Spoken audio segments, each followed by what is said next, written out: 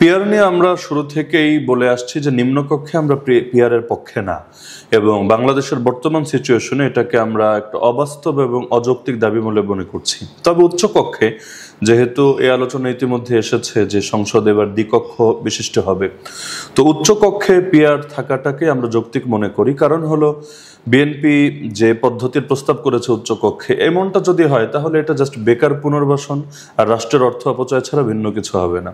ইতিপূর্বে আমরা দেখেছি নারীদের সংরক্ষিত আসনের নামে যেমনটা হয়েছে, এক্ষেত্রে পিয়ার যদি বাস্তবায়ন না করা হয় তাহলে উচ্চকক্ষেও এটার প্রতিচ্ছবি ছাড়া ভিন্ন কিছু হবে না।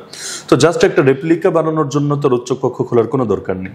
তো উচ্চকক্ষ যদি হয়, না হলেও সমস্যা নেই, যদি হয় তাহলে সেটা অবশ্যই পিয়ারের ভিত্তিতে হওয়া দরকার। তা আমাদের দলের অবস্থান এক্ষেত্রে এমন, এবং আমরা ছাড়াও বাংলাদেশ খেলাফত মজলিসের অবস্থাও এক্ষেত্রে এমন যে আমরা নিম্নকক্ষে পিয়ার চাই না, তবে উচ্চকক্ষ যদি সংসদে থাকে তাহলে অবশ্যই পিয়ারের সঙ্গেই থাকা উচিত।